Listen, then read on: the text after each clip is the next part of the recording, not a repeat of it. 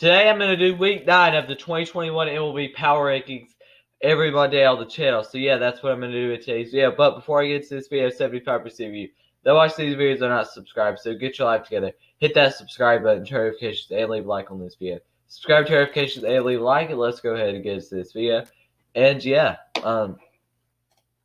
week 9 of the 2021 MLB Power Rankings. At number 30 this week, I've got the Minnesota Twins. They've been at 29 for what feels like a while now, and they're just not a good baseball team right now. 16-29 record right now, already 10.5 games back in the AL Central. 4-6 in their last 10, 8-15 at home, and 8-14 on the road. This Twins team very much interests me at the 2021 MLB trade deadline. Do they sell off all their pieces like Josh Donaldson, Jose Barrios, Byron Buxton, anybody that they can really get value for it, or do they kind of just consider the season as a bad season and go on? Because I think that they're done. I don't think that there's a way that they do win the AL Central this year. I don't think there's any way possible that they do. At this point, 10.5 games back, I think it would be highly, highly unrealistic to see them actually be buyers at the deadline. And I'm going to be very interested to see what they do end up doing at the trade deadline. Going on to their pitching, where I did it for this week. I'm currently filming this on the 23rd, Sunday. So as far as Minnesota goes, they're pitching 3 of 4 with a 5.12 ERA in 7 games. Along with their hitting being at 14th with 10 home runs, 29 RBIs, and 222 batting average this week. In total for the whole season, Minnesota for starters ranks 28th in all of baseball, 13-15 record with a 4.57 ERA. Their relief pitching currently ranks 26th, 3 of 14, with a 4.90 ERA this year. That's just not good. That's simple enough. Just not good. So moving on to the playoffs. The playoffs, Fangraph says they have a 7.5% chance to make the playoffs, 0.5% chance of winning the World Series. Yeah, this team, I doubt they make the playoffs. Highly, highly doubt. At number 29, Rockies. They moved down one spot from last week, but they were at number 28. This team is 17-29 right now, 12 games back in the NL West, 5-5 in the last 10 on a 2-game winning streak, 15-12 at home, but still dreadfully 2-17 away from Coors Field. So their pitching last week ranks actually 7th in all baseball with a 2-3 record with a 3.12 ERA. Their hitting ranked 28th, 4 home runs, 14 RBIs, and a 199 batting average. That should tell you all you need to know right there. For the pitching for the whole year, their starters currently rank 18th in all baseball with an 11-18 record with a 4.54 ERA. Their pitching currently ranks towards the bottom at 28th again, 6-11 with a 5.62 ERA, and their percent of making the playoffs is literally 0. Moving on next to 28, Arizona Diamondbacks, who were at number 25 last week, moved down 3 spots from last week. They had a dreadful 1-9 in the last 10 on a 7-game losing streak. 9-9 at home and 9-20 away from their home ballpark, and they're currently 18-29. They're just not a good team. I'm just going to put it very, very simple. Not a good baseball team. The Diamondbacks last week ranked 23rd in all of baseball, 0-6 with a 5.63 ERA. Terrible. They're hitting ranked 29th in all baseball with 3 home runs, 13 RBIs, and a 183 batting average. Along with going on to their starters ranked 20th in all baseball, 11-20 with a 4.70 ERA, and 7-9 with a 5.42 ERA for their relief pitchers, and their percent of making the playoffs is 0.3. So very, very highly unlikely according to Fangraphs and every smart MLB fan. Coming in at number 27, I've got the Baltimore Orioles, who moved down 1 spot from last week. The Orioles are 17-28 right now, 1-9 in the last 10 as well on a 5-game losing streak. 6-18 at Camden Yards, along with 11-10 away from Camden Yards. I'm very interested to see once again with this Baltimore Orioles team what they do end up doing at the 2021 MLB trade deadline. because I think that Trey Mancini has a ton of value right now, along with John Means, Cesar Valdez, Tanner Scott. Uh, I think they might have one of the best farm systems. Um, maybe close to like a top five farm system. I'm not sure what the ranking is right now, but like they've got Allie Rutschman, Grayson Rodriguez, Dale Hall. But what I'm saying is they could add some big time prospects at the deadline. With the way John Means, Trey Mancini, and Cesar Valdez are all performing right now, they could add some big time prospects.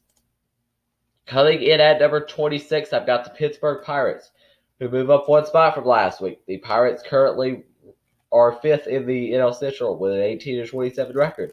3-7 in the last 10 on a two-game losing streak. 8-11 away from at PNC Park, and 10-16 away from PNC Park. The Pirates, once again, another seller at the trade deadline. Obviously, I think that Richard Rodriguez, JT Brubaker will both be interesting possible candidates at the trade deadline, along with Tyler Anderson. But for the rest of the season, the Pirates' kind of memo is just to get the younger players to play, and that's kind of the memo. And there'll be sellers at the deadline hoping to get back some good prospects because their farm system really is not that great for one of the worst, if not the worst team in Major League Baseball right now. Next, coming in at number 25, I've got the Detroit Tigers, who were actually at number 30 last week. We moved up 5 spots after a very good last 10. 7-3 in the last 10 on a one-game losing streak. 18-27 record right now. 9-12 at home and 9-15 on the road right now. The Tigers are starting to play some better baseball, and that is mainly because of their pitching. They were 4-1 last week with a 3.07 ERA, along with their hitting for the season is not good, obviously. Their hitting for the season is not good. But for this week, they're currently in the hitting department, ranked 17th, 7 home runs, 27 RBIs, at a 280 batting average. Kilmadu's kind of fallen off from the start of the season, which has to suck for Tigers fans because, I mean, he was kind of the hope this year, and yeah, he's definitely not totally what their future holds of, but still. So coming in next at number 24, I've got the Washington Nationals. Also, if I kind of just sound like a little like snotty in this video or something, like my nose is like running and stuff, it's because of allergies. So yeah. But at number 24, I've got the Washington Nationals, who, like I said, were at number 23 last week, 19-23 right now, 3.5 games back, 6-4 in the last 10 on a 2-game winning streak, 11-10 at home, and 8-13 on the road. Their pitching is current, or for last week, was 21st in all baseball with a 3-3 record, 5.12 ERA. Their hitting last week, though, was 9th in all baseball with 8 home runs, 26 RBIs, at a 275 batting average. Now that Juan Soto's back and healthy, and some other players are getting healthy as well, I think that they could be a little bit of a better team, but still, they've just not played well this season. Next, at number 23, I've got the Texas Rangers, who moved down 6 spots from last week. The Rangers are in 4th place in the AL West right now, 21-27, 3-7 in the last 10 on a 2-game winning streak. 12-13 at home and 9-14 on the road. The Rangers, they're still, I personally think, a pretty exciting team. The Rangers are 10th in pitching last week, 3-3 with a 3.44 ERA. We got the news yesterday that Kohei Ihara could be out for the season, which is a big bummer for Rangers fans, but 24th in all baseball for the Rangers hitting this week. 7 home runs, 21 RBIs, and 200 batting average. One player that I don't feel like people are talking about enough has to be Adolis Garcia, who's an MVP candidate and probably Rookie of the Year favorite and MVP candidate. I think definitely. He could finish top 5 in the MVP candidacy if the season ended right now. You've got Nick Solak too, and they've got some prospects in that farm system for the future, like Josh Young, who is in AA Frisco on the IL. You've also got Cole Winn. They've got some pretty solid prospects as well. They could be a very exciting team for the future, and they've got that 2nd overall pick in the 2021 Major League Baseball draft. At number 22, Los Angeles Angels, who finished here last week as well. The Angels are a mess right now. 19-27, 3-7 in the last 10 on a 3-game losing streak, 10-14 at home, and 9-13 on the road. This team is just not good. And Mike Trout's going to be out 6 to 8 weeks. This is another year that I don't think we see Mike Trout in the playoffs. They still have a 6.3% chance according to FanGraphs, but still, it's just not really realistic because they're just not good. They're not good. I said that coming into the season. I projected them in 3rd place, I think, but they're still a bad base. I may have even predicted them in 4th because they were just not good. And I was right. I may not be right about all my predictions, but I was right about Mike Trout and the Angels most likely missing the playoffs for like the 20th consecutive season, it almost feels like. 21st, Reds. The Reds are just sticking right in the middle. They're only 5.5 games back in the NL Central right now, 20-24. 3-7 in the last 10 on a 1-game losing streak, 11-12 at home, and 9-12 away from Great American Ballpark. So last week, the Reds ranked in pitching. They ranked 20th in all baseball, 1-5 with a 6.50 ERA, horrible. And as far as their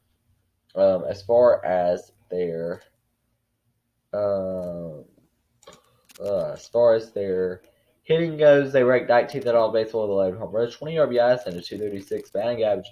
The Reds, once again, I think they still can surprise some people, but they're just not playing that well, honestly. At number 20, I've got division rival Milwaukee Brewers, who are 22-23 right now, 4 games back in the NL Central, 3-7 in the last 10 on a 1-game winning streak, 10-12 at home, and 12-11 on the road. This team has just not been playing well. Their hitting is garbage, literate garbage. Yes, they traded for Willie Adames, which I'm sure you're wondering my thoughts and opinions on that trade. And I'm going to go ahead and give them to you. Here's the thing. I think that it's a very solid trade for both sides. They do lose some bullpen depth with Drew Rasmussen and that JP guy. They do lose some depth there, but they still have Devin Williams, Josh Hader in that bullpen. Here's my deal. Yes, Willie Adames could be a very solid hitter for this team. But I don't know if you can guarantee on him to make a huge, huge impact enough to where their hitting's that much better. I think that there's still work to be done on the hitting side of things. That's just my quick thoughts and opinions. But last week, their pitching ranked 22nd in all baseball with a 1-3 record with a 5.18 ERA. Obviously, this doesn't include Sunday, which it just doesn't. But for their hitting, they ranked 27th, 3 home runs, 12 RBIs, and a 186 batting average. Just not good. 19, Miami Marlins. They move up 1 spot from last week. Here's the thing. The Marlins are 21-24 right now, only 3 games back of the disappointing NL East this year. 6-4 in the last 10 on a 1-game winning streak. 9-10 at home and 12-14 on the road. The Marlins ranked 4th in all baseball in pitching with a 3-2 record with a 2.68 ERA. But their hitting ranked towards the bottom. 6 home runs, 18 RBIs, and a 242 batting average, ranking 22nd in all baseball. Marlins, they're average. 18, Mariners. Moved down 2 spots from last week. The Mariners are starting to really even out. 21-25 right now. 6.5 games back. 3-7 in their last 10 on a 5-game losing streak. 12-12 at home and 9-13 on the road. I think the Mariners are going to have to make a big decision here. I think they're really going to have to make a big decision if they want to be buyers, which I think would be particularly stupid, or be sellers at the deadline. I think personally they should be sellers. Try to see what they can get back for a guy like Marco Gonzalez, Kendall Graveman. What they can get back for those players, even a Kyle Seager, what they can get back for those players, and then build from there. Because they have a promising young future with George Kirby, Jared Kelenic, Julio Rodriguez, Emerson Hancock, Logan Gilbert. Like, they've got a very, very exciting future. At number 17, I've got the Kansas City Royals, who do move up 7 spots from last week, just because they're starting to get it okayly together. 21-23, though. 5 games back. I think this is kind of where we thought they would be. 5-5 in the last 10 on a 1-game winning streak. 11-13 at home and 10-10 on the road. I think this is kind of where we expected this Kansas City Royals team to be, where they are right now. 16, the Braves. The Braves are just not it this year. They are just not playing good baseball at all. They're 6th in all baseball in pitching as far as last week goes, 3-3 with a 2.29 ERA, which I'm more than happy with. 2nd in all baseball in hitting with 16 home runs, 38 RBIs, and a 275 batting average. Their chances of making the playoffs still 35%. The Fangraphs is really, really high on thinking that the Mets are going to do something with 76% chance for them. The Braves are just not playing that great of baseball right now. It's mostly because of injuries. That's it. They are quite banged up, not as banged up as division rival the Mets or maybe even the Phillies. But still, 5-5 in the last 10 on a 2-game winning streak, 22-24. 12-14 at home and 10-10 on the road. I always say this, but they continually are like 5-5 in the last 10. Once they get healthy, though, I think you should be a little scared of this team. I am a little scared a lot scared of the rotation right now. I am very interested to see what they do at the trade deadline. I would like to see them get a guy like a Richard Rodriguez. On my wish list would be a guy like John Means. Another player on my wish list would be maybe an outside shot like Jose Barrios or something. But still, there's got to be some better pitching. I don't think just Richard Rodriguez is going to do it in the bullpen, which I think is where so many fans get confused there, that just one player is really going to stabilize that bullpen, and that's not it for the Braves. They're going to have to get Richard Rodriguez. They're probably going to have to get another player in their bullpen. And here's the thing. I think this could be similar back to that 2019 MLB trade deadline, where they trade for like Shane Green, Mark Melancon, Chris Martin. I think that could be a similar thing, and I think Richard Rodriguez could be the Shane Green type player in this trade. And you also get a guy like maybe a Mark Melancon, who maybe that is Cesar Valdez or whoever. Moving on to number 15, Philadelphia Phillies, who finished exactly a year last week. 22-24 right now, 2.5 games back, 3-7 in the last 10 on a 4-game losing streak, 14-10 at home and 8-14 on the road. The Phillies are very interesting because I think they could make a couple moves at the deadline, and it's not even like they're out of the division right now. Like, they're only in third place, or tied for second, actually, and they're only 2.5 games back. I think that they could actually really make a run at this division this year, and I think they absolutely should. I think there's no excuse for them not to make some moves at the deadline. With how weak the NL East is right now, they could easily do something, and I think they should. I think they should definitely be looking at a guy like a Richard Rodriguez, like I just said, Cesar Valdez, somebody that could get their bullpen a little bit of help, because their bullpen this year is currently ranked 25th in all baseball, 11-8 record somehow, but 4.44 ERA. Their starters this year had been good, 9th in all baseball, 11-16 record with 4.11 ERA, and the hitting's obviously not the problem with this team. You've got players like Bryce Harper, JT Realmuto. Like, that's not the problem with this team. You just need to get the pitching. And it's not even the starting pitching. The starting pitching, like I said, has been very solid. Maybe you do look at a replacement for a guy like a Chase Anderson, which is completely fine and understandable, but you've got to get some bullpen help. The bullpen's not horrible like Archie Bradley, Jose Alvarado. You've still got some decent players in that bullpen, but I think one or two players would make the Phillies really, really scary. At number 14, we have got the Chicago Cubs, who move up 5 spots from last week. I'm not a fan of the Chicago Cubs at all. I'm just not. But the Cubs are playing good baseball right now. At least decent enough to be in second place in kind of a weak NL Central, honestly. Just, it's true. So, yeah, I'm trying to pull up the standings right now. Give me one sec. The Cubs are 6-4 in the last 10 on a 1-game losing streak. 16-9 at home and 7-13 on the road. This team, they need to sell at the deadline and, just sell at the deadline. And they're not even in the contention for the NL Central that much to me. It's still, right now, the Cardinals' division to lose. And that's pretty simple, even after an average week from the Cardinals. Or average, 10 games. 13, Mets. The Mets, I'm not going to put any NL East team in the top 10. Mets were at number 8 last week. I simply can't. None of the NL East has been that great this year. None has been. The Mets are 5-5 in the last 10 on a 1-game losing streak, 21-18, 2.5 game lead right now, 11-4 at home and 10-14 on the road. No team is really playing out of their minds, and I think that this might be one of the weakest divisions in baseball besides the AL Central. The AL Central is just weak, really weak. The NL East was the projected best, but it's been the second worst in my opinion. At number 12, I've got the Toronto Blue Jays, who finished exactly here last week. 5-5 in the last 10 on a 4-game losing streak, still 23-21. We were really hyped about them last week, but we kind of need to get unhyped apparently after their performance in the last 10. 4-game losing streak right now, 10-9 at home and 13-12 on the road. Now they are playing a very, very hot Tampa Bay Rays team right now. 11, Cleveland. Just outside the top 10. They were at number 7 last week, 24-19 right now, 1.5 games back. 5-5 in the last 10 on a 1-game winning streak, 11-8 at home and 13-11 on the road. The thing is with Cleveland, they're consistently led by their pitching. Cleveland, they've been very solid. For the money that they barely spent, they have a very solid team every year, and I think that is in big part to Terry Francona. He is a very, very good manager in my opinion. Top 10, starting off with the New York Yankees, who were at number 11 last week, 27-19 right now, 1.5 games back. 7-3 in the last 10 on a 5-game winning streak, 13-9 at home, and 14-10 on the road.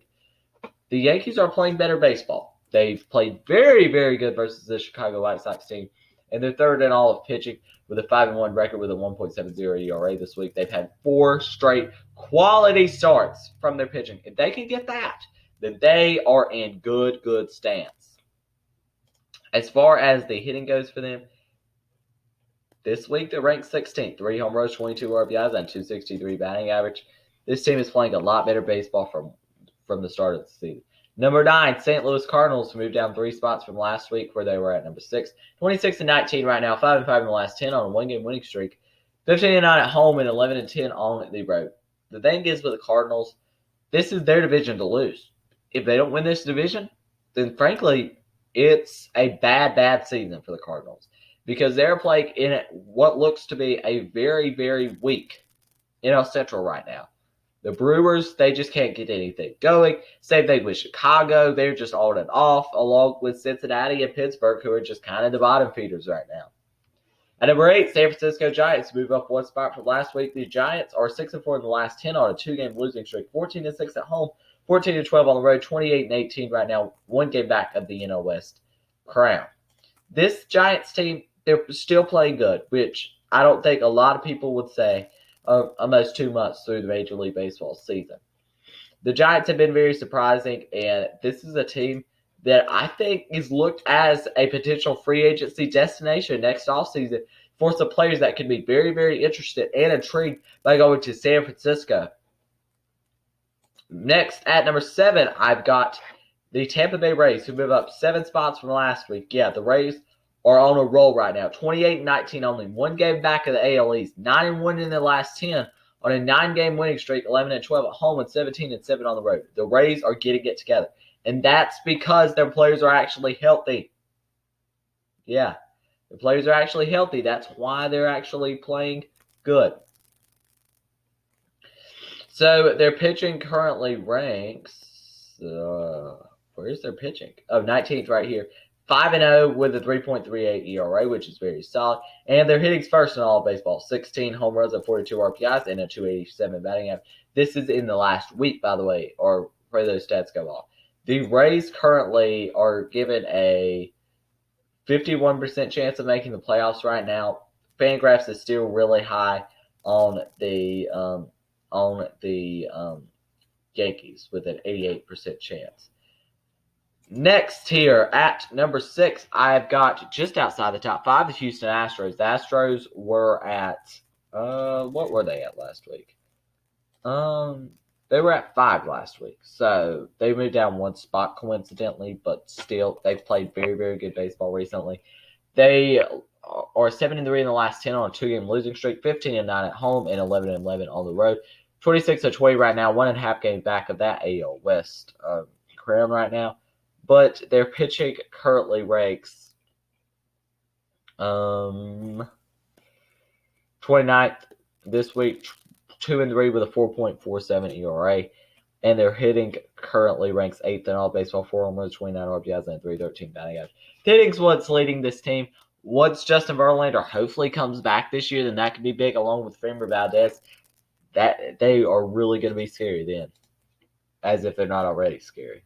5, Oakland Athletics. The Athletics are ranked number 4 last week. The Athletics have stayed continually in the top 10 this year. 28-19 record right now, 6-4 in the last 10 on a 2-game winning streak right now. The Athletics are still playing good baseball. 14-13 at home, and 14-6 on the road.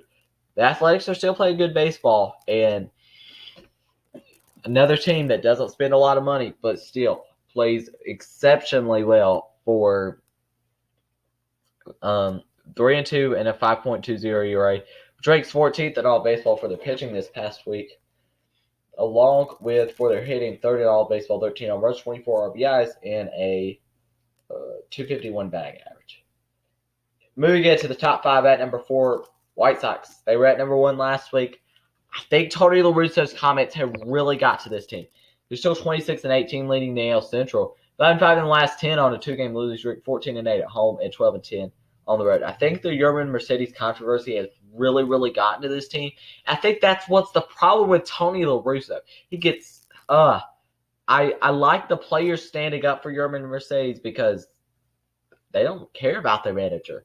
They probably don't like Tony La Russa, if we're being honest. Next at number 3, San Diego Padres, who move up 7 spots from last week where they were at number 10. Padres are finally starting to play some good baseball. 9-1 in the last 10 on an 8-game winning streak. 29-17 right now on 1-game lead in the NL West, and at 17-10 at home and 12-7 on the road. This Padres team, it's finally time to start getting excited about this Rockies team.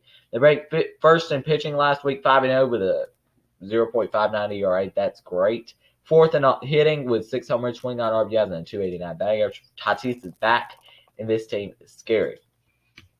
Top 2 starting at number 2, Boston Red Sox, who were at number 2 last week. The Red Sox just are playing good baseball. 7-3 in the last 10 on a 4-game winning streak.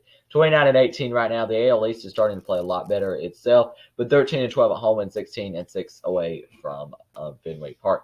Number 1, Los Angeles Dodgers. This has been the popular thing most of the season, but not for the last couple weeks. The Dodgers are getting it together. 9-1 in the last 10 on a 6-game winning streak. 16-6 at home. 12-12 on the road, 28-18 right now. Yes, they're 1 game back from the NL West crown right now, but still. They are 6-0 this week in pitching, second in all baseball, 1.50 ERA.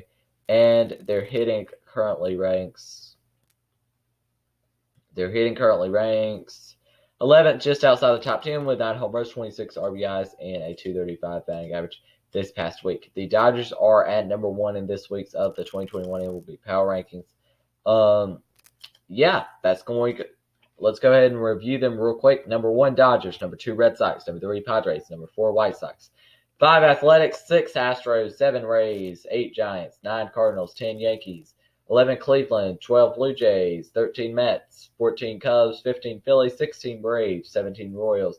18, Mariners. 19, Marlins. 20, Brewers. 21, Reds.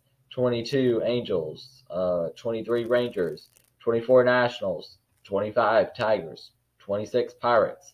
27, Orioles. 28, Diamondbacks. 29, Rockies. And our worst team in baseball right now is Minnesota Twins. And that's going to be the end of this video. If you enjoyed it, leave a like, subscribe, turn notifications. Because, like I said, 75% of you that watch these videos are not subscribed. So get your life together. Hit that subscribe button, turn notifications, and leave a like. Thank you for watching.